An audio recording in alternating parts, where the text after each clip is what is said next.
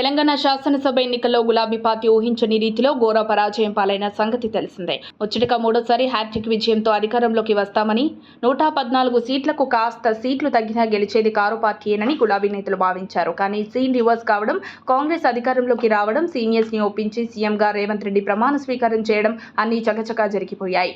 రాష్ట్రంలో BRS party ఓటమి తర్వాత పలు నియోజకవర్గాల్లో పార్టీలో ఆసక్తికర పరిణామాలు చోటు చేసుకుంటున్నాయి. అసెంబ్లీ ఎన్నికల ముందు వరకు వరంగల్లో నేతలంతా ఐక్యతా రాగంతో ఒకటే మాట మీద నడిచిన వరంగల్ పశ్చిమ నియోజకవర్గంలో దాస్యం వినయభాస్కర్ ఓటమి పాలవడంతో వారి కుటుంబంలో ఓటమి చిచ్చుపెట్టింది. పశ్చిమ నియోజకవర్గంలో ఎప్పుడూ బీఆర్ఎస్ కి అనుకూలమైన తీర్పు వస్తోంది. కానీ మొన్న జరిగిన ఎన్నికల్లో మాత్రం కాంగ్రెస్ ప్రభంజనంతో మాజీ ఎమ్మెల్యే దాస్యం వినయభాస్కర్ పైన కాంగ్రెస్ ఎమ్మెల్యే అభ్యర్థి నాయని రాజేందర్ రెడ్డి ఘన విజయం సాధించారు.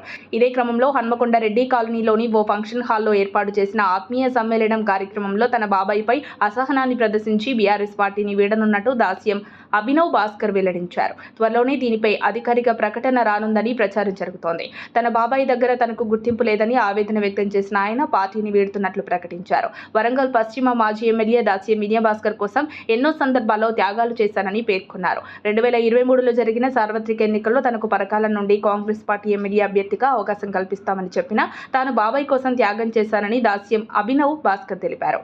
బాబాయి వినయ్ భాస్కర్ మాత్రం తమను పట్టించుకోకుండా ఆయన సన్నిహితుల మాటలు నమ్మి తన ఓటమికి అభినవ్ భాస్కర్ కారణమని చెప్పడం తనను బాగా కలిచివేసిందని అభినవ్ భాస్కర్ ఆవేదన వ్యక్తం చేశారు. దీంతో బాబాయి వినయ్ భాస్కర్ కి బాయ్ బాయ్ చెప్పి బీఆర్ఎస్ పార్టీని వీడనున్నట్లు అబ్బాయి దాస్యం అభినవ్ భాస్కర్ ప్రకటించారు. దీంతో బాబాయి దాస్యం వినయ్ భాస్కర్ కు సన్ స్ట్రోక్ బాగానే తగిలినట్టు గుసగుసలు వినిపిస్తున్నాయి.